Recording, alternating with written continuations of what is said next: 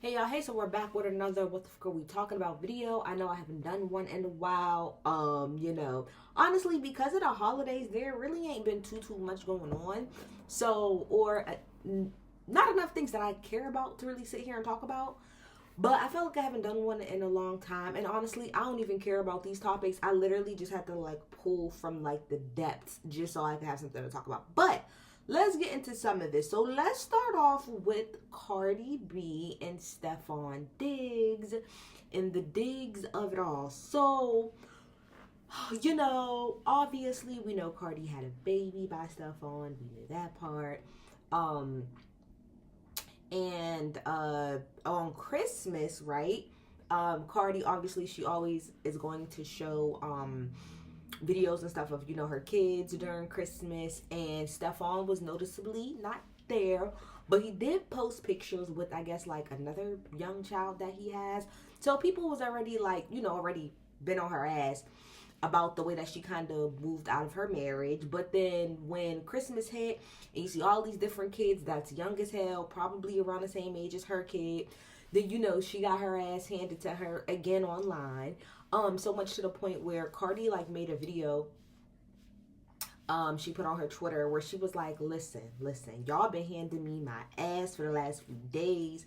And I'm kind of with Cardi. This was part of like my thing with the whole Crystal situation, is like, we are already here. Like she said, my baby is already here. What you want me to do? Put my baby back on my vagina? And she just said, what y'all want me to do? Leave my man? Or what? She said, what y'all want me to do? Leave my man and go fuck y'all's? I am on the train of like, bro, the baby is already here or whatever. And at the end of the day, like, y'all can scream into the abyss how stupid y'all think she is, but it's clear that she is with this nigga and she's gonna stay with him. So it's just like, listen and enjoy the music, or just like go about your day. That's honestly how I felt about it too, right? But then I want to say maybe like actually I have it up right here. So news broke on Tuesday, December 30th, that this is from US Weekly. News broke on Tuesday, December 30th, that Diggs had been charged with felony strangulation or suffocation and misdemeanor assault and battery over an alleged incident at his home on December 2nd. Diggs' personal chef alleged he strangled her and threw her onto a bed after she confronted him about claims of unpaid wages. So that is what is being said. I didn't see that he actually did say something about it. So, this is according to them. According to US Weekly, this is what he said. He said, it's been a couple of days. I usually get to talk to y'all on Wednesday. I'm gonna assume this is after a game, right? It's been a couple of days. I usually get to talk to y'all on Wednesday, but obviously it's a different time, an emotional time. Diggs 32 told reporters on Friday, January 2nd.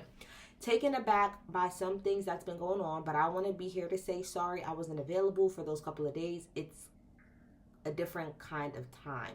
Diggs said he is still dealing, quote, dealing with everything, unquote, but did not address the specific allegations head on. It's definitely an open case, so I can't even say anything about it. He continued, I will be open to any football questions, anything you want to know. I don't want to be rude or disruptive in any way. If anybody asks me a question pertaining to the allegations, I'm obviously just going to give you a look. Y'all kind of know me at this point. So I don't know a lot about football, but one thing I do know about Steffon Diggs is he's real big on keeping his like personal stuff out of the locker room, in the sense of like when it comes to reporters, he's always been very like, nah, y'all gonna ask me about how I caught this ball or didn't catch this ball, but anything outside of that, I promise you I will sit here and say nothing. So let's keep it real cute, right? But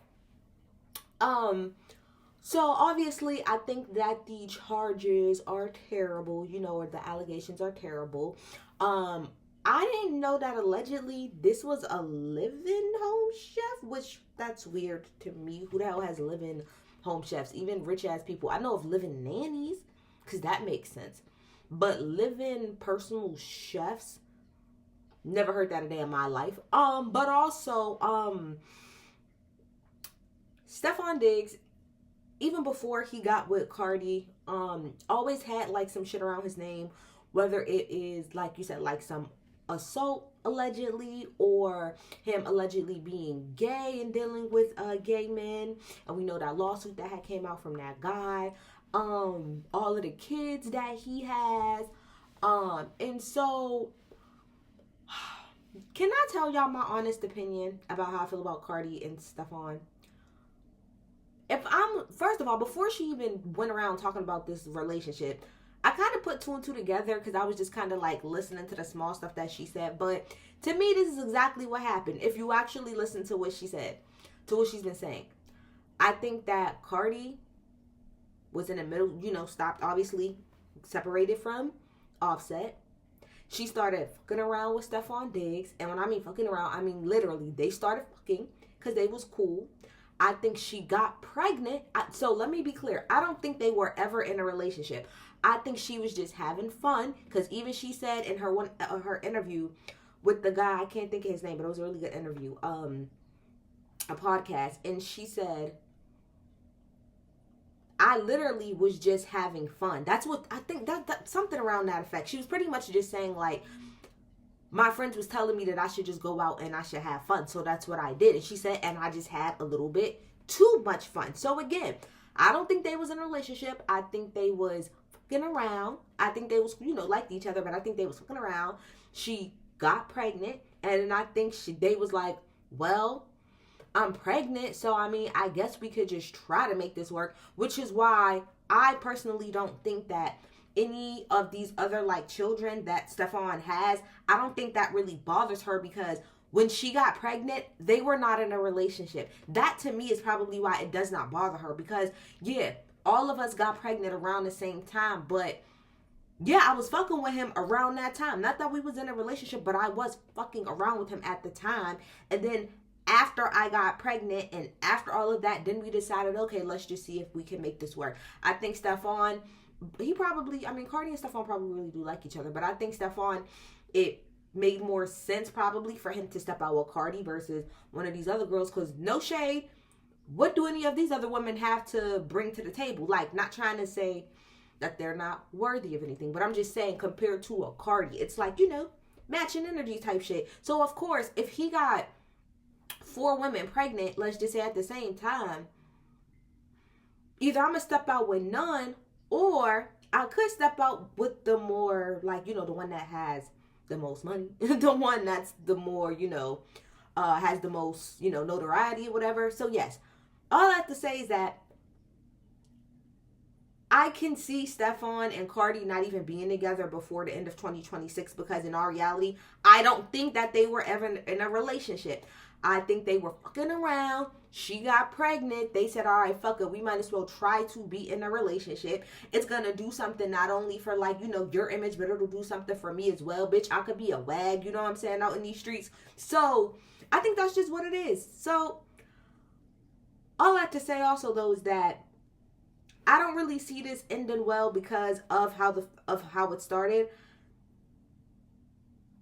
You was kind of like rebound peen for real like that, and she just got pregnant by rebound peen. And we all know somebody, we all got a friend, especially as women, you got a friend that got knocked up by rebound peen. So it's like, it was never really supposed to last anyway. I don't see it lasting. And I also think that the more that shit like this comes out, I think the more she's gonna want to distance herself, because you're already coming out of a situation with your ex-husband or your soon-to-be ex-husband and all of his antics. Did y'all see that video with him and Selena Powell? See? She would have been embarrassed yet again. So, and on top of that, to me, the fact that she made that video, saying how, oh, y'all been on my ass. We know that Cardi really do pay attention online. She pays attention to what everyone says about her. And I think that she'll just get aggravated enough with him. Like, bro, we're not even married or whatever. We're none of that. Like, you're just the father of my child. Like, you could go do your own thing, but I don't got time to be dealing with my own stuff and getting a divorce and then also having to deal with, like, your PR situation that comes with that. So I don't see them making it to the end of 2026. I hope that these charges are not true. If they are true, trash. trickety trash. And that's why your brother got dropped. What else we got next here? I think next, are we doing Tyler Perry next? Okay, yeah, so I guess we could do Tyler Perry. Tyler Perry is in the news yet again for being sued yet again by another, yet again, Latino, light-skinned, ambiguous, person or whatever that came forward or whatever. And so let's see. Let's go to the Los Angeles Times. Okay, so we're gonna read this. Los Angeles Times. Oh, please don't play in my face and don't let me read it. Okay, got it. Thanks. An actor who appeared in Tyler Perry's BOUT a Medea Halloween allegedly confided in the media mogul about health concerns and financial woes months before a filing of a $77 million sexual lawsuit against the billionaire actor director last week. The actor, identified in the courts as Mario Rodriguez, sued Perry on Thursday for battery in connection to multiple alleged encounters from 2015 and 2019. The 23-page civil complaint filed in Los Angeles County claims that Rodriguez cut off contact with Perry in 2019 and that through 2024, the director would randomly reach out to Mr. Rodriguez. Okay?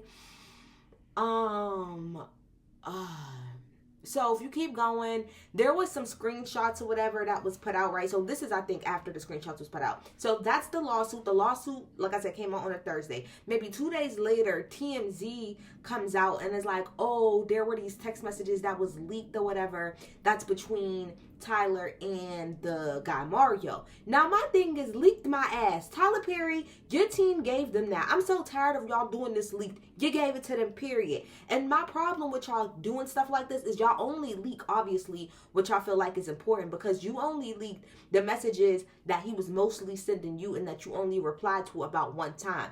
Let me tell you something.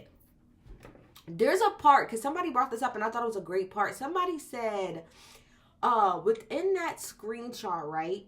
Oh, here it goes. In a separate string of text on August 31st, right? Rodriguez informed Perry of his ongoing health issues, adding that he did not have health insurance. Quote, I know I promised you I would never ask you for anything, but if it is what I think it is, I don't think I could do it on my own because it's hard for me to pay my bills. Now stop right here. I know I promised you I would never ask you for anything. Why would he say that unless there was obviously a conversation probably around maybe the stuff that he already does for him, or maybe just them having a friendship, which we'll get to in a second, and him probably saying, oh, I know that all those people, they just want something from you. They just want your money. I just want your time. That's what it's giving at the end of the day. That's what it's giving. And more importantly, like everybody keeps bringing up, this person was like pretty much, you will call pretty much like an extra, right? On the little BOUT Halloween movie, right? Granted, Tyler Perry is the director and the writer and the producer and all that. But why would you have the phone number, or why would the extra of one of your movies have direct contact to you like that? That doesn't even make any sense. You have people on your team, even if you don't have, like I said, like a writing team and a casting team, which I'm pretty sure you still have all of that. Why wouldn't that person be in direct contact with those people versus you directly? And this is not the first or second, allegedly, time that you are being accused by somebody who not even like, well, to be fair, the first person that allegedly, but never said his name, came out was somebody that was more like of a prominent role on the show. But the other two people that actually did these like lawsuits, because there was a lawsuit last year, these are people that are pretty much like extras on the show. So it's not even like I'm trying to think. It's not even like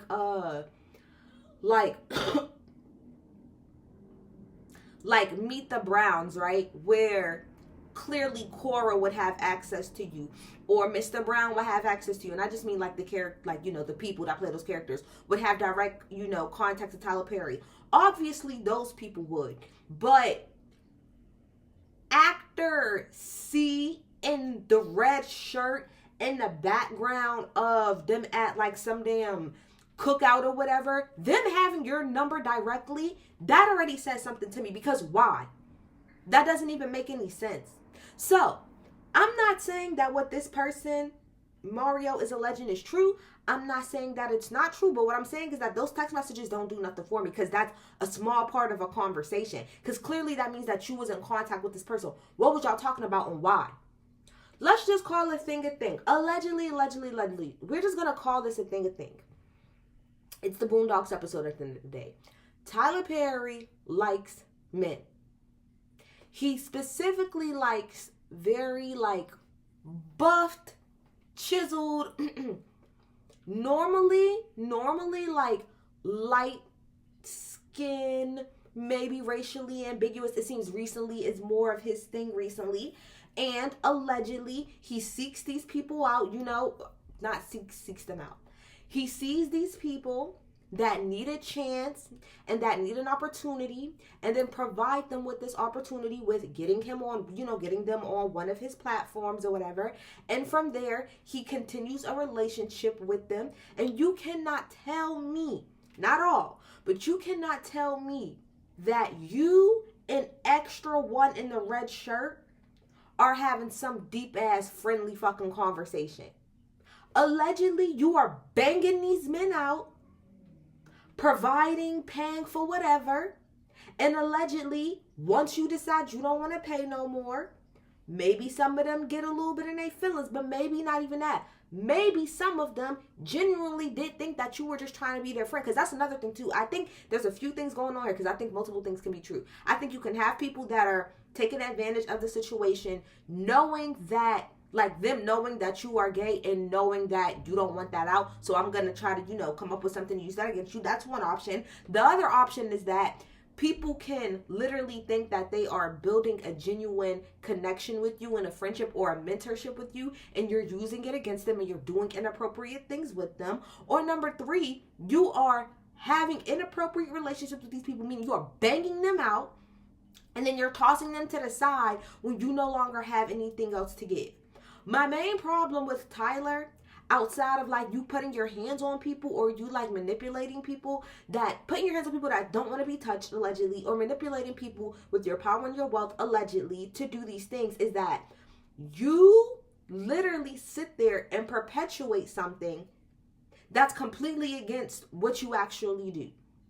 You sit up in these media plays and you talk about gay this. You do it in your daggone plays and you say gay this and gay that and all this other stuff. Like, my thing is just be who you are, because at the end of the day, we all know who you are. But the reason that you can't is because if you come out and you step in your truth and tell all of these church people that you are actually a gay man, your whole empire will crumble. And that's what I don't respect. You know for a fact that if you come out, most people kind of know that Tyler Perry is gay, but you still got all of these black church people, church aunts and mothers that don't believe in that. They just think Medea is a fun time. You think if you actually come out and stand in your truth, if you come out and you stand in your truth, that you're going to lose the majority of your base, which is Christian, black, mostly women. Because they're not going to stand for that shit. They cool when you're pretending to be in drag, when it's just for laughs. But when it comes out, you actually like that shit,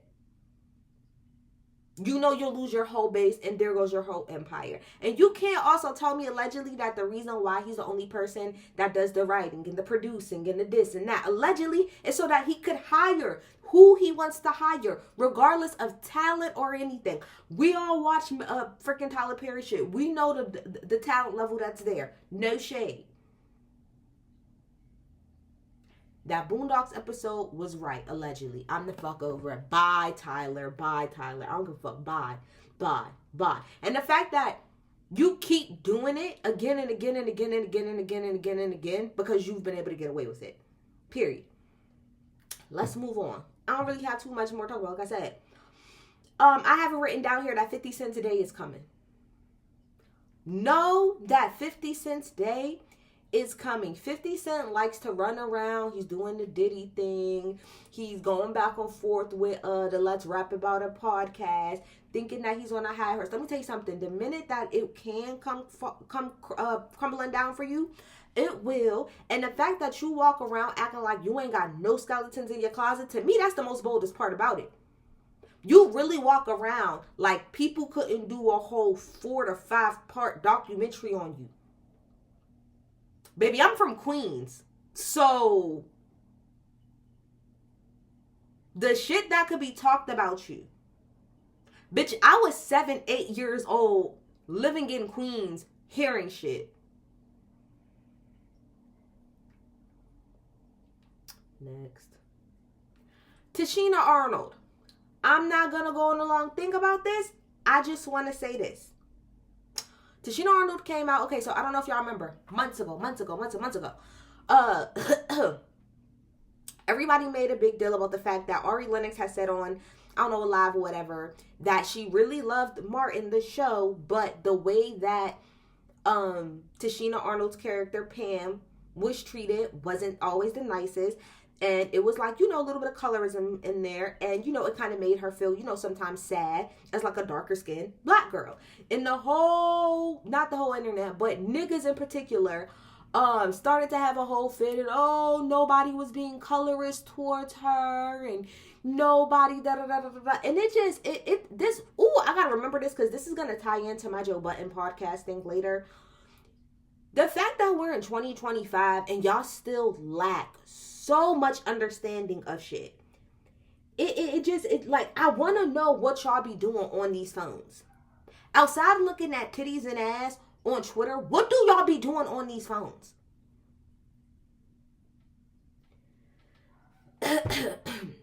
Sorry.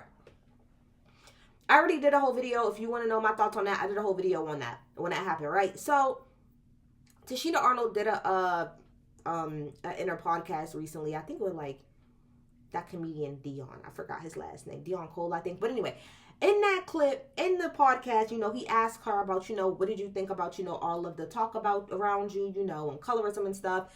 And she was like, well, first of all, my character was supposed to be cast as like a, you know, like a bigger set, like woman or whatever, right? And I'm like, I just want to stop you right there.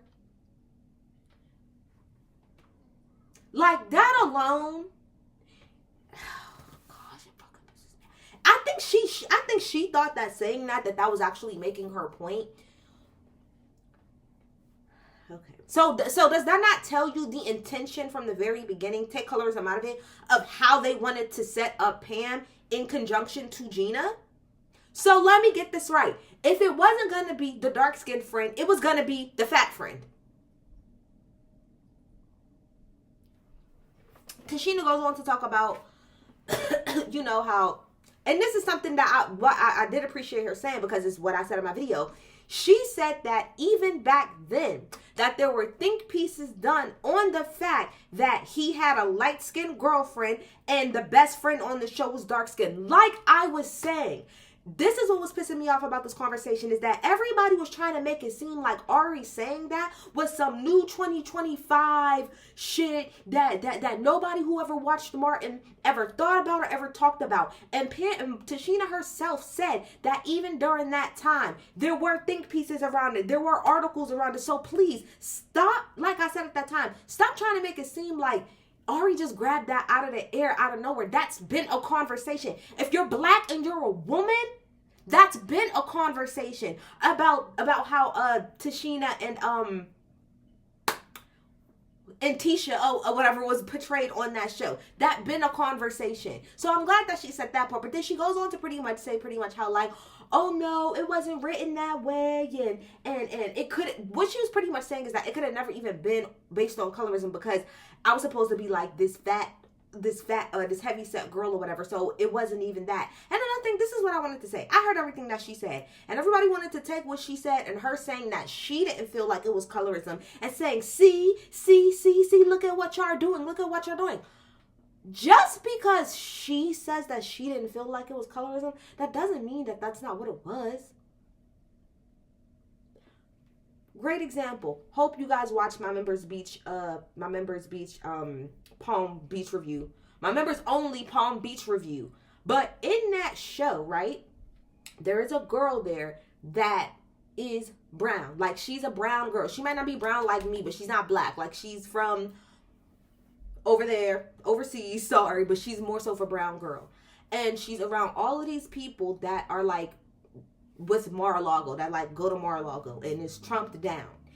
And throughout this entire show, she's trying to literally conform and twix and fix herself into something. Those white women, about 3 to 4 different times within this show, sat in her face and was blatantly racist. Blatantly. And she, if you ask her, will turn to you and say, that's not racist. That's not racist. They called her a savage. And she'll turn around to you and say, that wasn't racist to me. So just because she didn't feel like it was racist, that now means that it wasn't? That's not how that works. Just because Pam may have not felt that, that doesn't mean that that's not what was happening. And as I keep, and everybody else keeps trying to say, if you guys would open up your ears and listen and stop listening to be offended so damn badly, nobody is saying that we need to cancel Martin. Nobody is saying never watch Martin again. Don't go see Bad Boys 2. Don't engage. Don't do this. Don't quote Shanae. Don't make the BDB jokes. Nobody is saying that. All we're saying is that in hindsight, and even at the time, the jokes weren't the best. And just because y'all like somebody, which I would talk about Dave Chappelle, but I don't got time, but we could just put this all together and say, especially y'all love to do this, like specifically when it comes to black men. Y'all hate specifically for black women to criticize anything that black men do. Because in my opinion, y'all feel like we should just shut the fuck up. Like, oh, everybody else judges us enough. Y'all need to shut the fuck up. It's not, we got bigger things going on. So shut the fuck up and stop pointing out what it is that we do. And just because as a black woman, I'm pointing out, hey, black man, when you did this, you hurt my feelings. It's not me saying you're a terrible person, you're the worst thing, you don't deserve anything. It's just me saying, hey, you may not notice this, but your intention may have not been to be harmful to me, but it was. Stop being so damn defensive of these black men every time somebody got a critique. These niggas is not perfect, and they not y'all daddies. Baby, there was a line that Megan Thee Stallion rapped in a freestyle. And she was like, you niggas get on the internet aiming at me when you really just mad you ain't got no daddy. You really mad at your daddy or your lack of daddy. It's absolutely ridiculous, bruh. Like, so all I like to say is that just because Tichina said she didn't feel like it was colorism, that doesn't change any of the points that was made. And if that is your retort, oh, she didn't feel like it, please shut your mouth. Because Ari's point was not that Tichina herself felt some type of way about what was saying. She said she felt some way as a person, as a little girl watching it. How the hell you want to tell her how she felt? Shut your fucking mouth, bruh. Doshi's new song with SZA was cute. She came for all she cleaned it up and she cleared it up. Y'all keep calling my bitch a plant when she's been here. Just because y'all wasn't paying attention to her till maybe in the last year or two, that does not mean that she was not doing stuff. Y'all don't even remember, like I said, that Doshi was on, what year did she do Crazy? She did Crazy at the BET Awards. That was probably the first time I saw her like on a main like stage like that. Doshi Crazy. That was 2022. 2022. Because that's when Persuasive, because the first time I heard of her, I had heard of her before Persuasive, but Persuasive is the first song I actually liked by her. That's 3 years ago. 3 years ago. The reason why y'all feel like the way y'all feel is because, like I keep telling y'all, is because of marketing. what probably happened last year, obviously with everything that happened with Kendrick, everything is up, up, up, up, up, up, up, up, up. And so I'm pretty sure TDE got a bag behind everything that happened with Kendrick. A bag. And we're going to look at this bag, specifically the marketing bag, and see, okay, clearly we already have him on a good pace, right? We don't need to worry about Kendrick. We need to worry about, well, Kendrick is leaving. SZA is SZA. You know, Schoolboy Q had just put out a good album or whatever. So, like, who else can we take on this roster and really, like, try to elevate? Fuck it. We are already pushing Doechii. Doechii is already being pushed. To be clear, why do you think she was on the BET Awards 3 fucking years ago? Because she's already getting the push. Now we can actually take this money, this marketing dollars that we have, and push her even more. Let's push her. Let's push her. And then she put out an album that they can actually stand behind. So that's another thing too. It will be one thing if it's like an Ice Spice situation where Doechii like puts out a trash ass album and then gets a push. She dropped a very solid, I'm talking about a very, very, very good fucking album.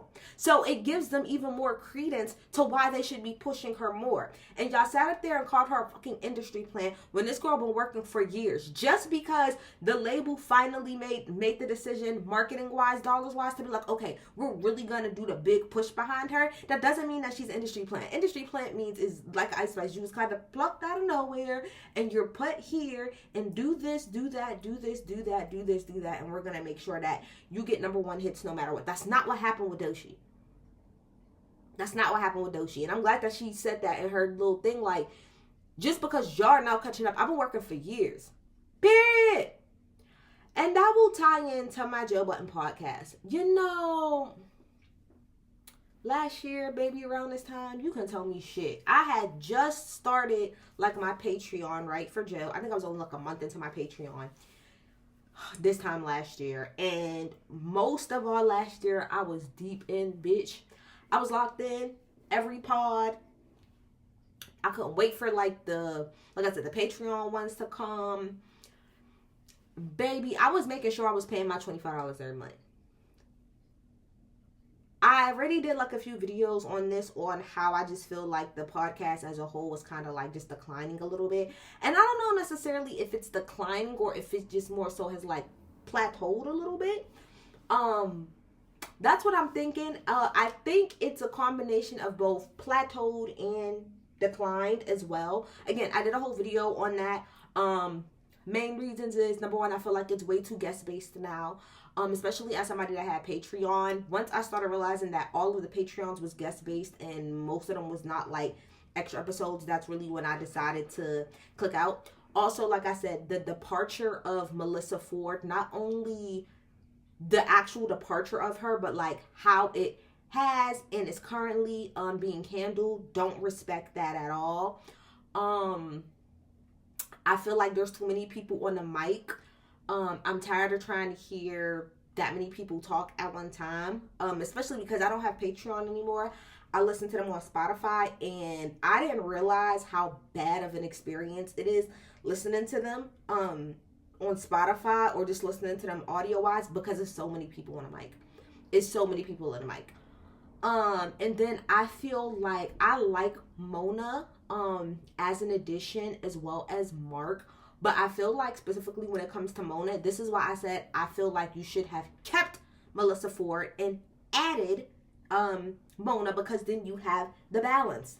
Because not only do you need women on your show to balance out like the testosterone of it all, but you need women to balance another woman. So Mona and Melissa would have been perfect on this show because they both are completely different people. They're women, but they're two completely different women. So I know people was like, oh, Melissa didn't want another woman on this show, whatever. Okay, maybe not, but they could have did it how they did it now, which is like on the days that Melissa is not here, Mona is here. Now, I don't know how that played out. I'm just saying, I just feel like as much as I like Mona on the show, so Mona, it's like a two-sided thing because Mona is like very niggified kind of. She kind of fits in a little bit better than Melissa because she can kind of like be a nigga too. But on the flip side of that, her being so niggified it kind of takes away like more like of what Mel brought, which is like, you know, more traditional femme, you know, type of energy there. So yeah, I also feel like what I was saying earlier about the whole Doshi thing, right? I also feel like this show has been going on for over 10 years, and I get like bringing Mark in to try to help, but Mark can't be the only person on here that reads, like I said, does their research, knows what they're talking about.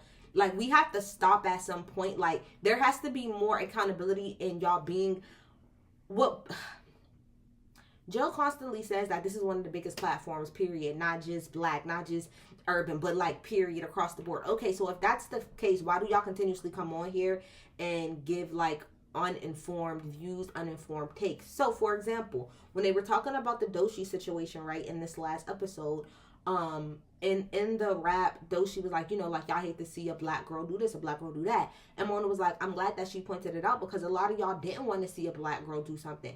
And then of course here comes us, well, what do you mean by that? And she was like, exactly what I said. A lot of times she's a dark skinned woman, and a lot of times the world don't want to see a dark-skinned woman do it. They want all her aesthetics, but they don't actually want to see her. So then Ice goes on to tell this whole long thing about, no, it's just because people felt like she was an overnight thing. I'm saying that because you said her skin color, and I've never, not once, heard anybody say anything about her skin color. And it's just like, bro, this is where we need Mark. The fact that, again, it's 2026 and y'all still think colorism means a person saying, I don't like Doshi because she has dark skin. And even Mona said, that's not colorism. Like, it's not, nobody is coming out their mouth flat out and saying, oh, I don't like Doshi because of her dark skin. Like, that's not how colorism works. And the fact that, of course, Ish is going to jump in on that, because Ish loves that type of shit. No, it's not about that. It's like, y'all limited understanding of very important topics as a black ass podcast is very frustrating, because again, for you to say, well, nobody ever said anything about her skin tone, you're the same people like that are the same people that think that you can only be racist if you say the N-word. I never called him the N-word. What are you talking about? I'm not racist. I didn't call him the N-word. What are you talking about? I didn't say that. I have a black friend. My mother's best friend's sister is black. That's what that's giving. And it's just frustrating, which is why, like I said, maybe I'm just kind of grown up out of it and stuff, but even the hypocrisy, like the whole thing with the Ozempic situation, right? So when Mel was talking about how she wasn't on Ozempic, but it was something like it, and she was trying to explain it, y'all sat there and y'all clowned her. Not only did y'all clown her, y'all clowned Drake for doing Ozempic allegedly. Y'all clowned all these people for Joe to sit his light-skinned ass on this show and talk about how he took Ozempic and how, oh, it's great and how this, that, and the third. It's just like, between the hypocrisy, the fact that it feels like nobody really wants to do the work to be informed on things outside of like hip hop, which I don't mind that, but y'all constantly sit up there and say, well, we're not a hip hop platform, because, and y'all are right, at this point y'all are not, because y'all talk about everything. So if you're gonna talk about everything, let's try to be informed in everything, and y'all are not. Y'all don't even try to be informed in everything. And for Melissa Ford to be sitting on that show as a woman for a year and some change, and it seems like y'all have not learned anything from that bitch other than we gotta be careful with what we say on certain things. Like, all I have to say is that I think I'm just at the point where I have grown up out of that shit. I think I'm a little, I don't want to say I'm too grown to be listening, but like, without turning my brain off, I am too grown to be listening to that shit. They gotta do better, bro. They gotta do better. Like I said, to me, in quality, I feel like they've kind of like plateaued, but also took a little bit of a dip at the same time. Great that you're getting Netflix promotions. Personally, all I see is the profile getting higher, but the content is not. I see more guests, right? I see more industry shit that's being done. Music reviews are now being not only just music reviews across the board. The boxing take is being paid for. The music reviews are now being paid for. Like, I'm personally good off of this shit. Personally, I'm good. I'm good off the show. And lastly, like I said, because there ain't really shit to talk about, I think I'm really going to do a separate video on this. But I really want to have a conversation about Touré. Yes, you heard me correctly. Touré, what do you call him? He's a journalist, right? Black journalist, right? Glasses. He's the one who asked R. Kelly, do you like teenagers? And he said, was considered a teenager. Rap Latte. He does Rap Latte, right? And I'm not going to get into it too much right now, but I am going to eventually do a video on Touré and how I feel as if him and the person he despises the most, Drake, are actually more alike, or at least perceived more alike than he thinks. I think the way that Touré perceives Drake is how a lot of people perceive him. And I think that's where the hate and the disdain really comes in. I also want to talk about how he is very much so out of touch. It's a lot of imposter syndrome up in there for me personally. It's a lot of elitism up in there for me personally. And I've watched Rap Latte since it started, which wasn't that long, like a year and some change ago. And I've watched it long enough. I've seen enough. This Chappelle take that he just did, talking about FD Signifier's video, which that was a great video. I've seen enough. And just know that my Touré and Drake are more similar than not video is coming. But that's it. I didn't have anything else to talk about, y'all. I really could care less about anything that's going on. Nothing important is going on. Nothing is going on, y'all. Nothing's going on. But y'all get in the comments. Tell me if y'all feel like I missed something. Or at least put what y'all want me to talk about next week. I'm out. Bye.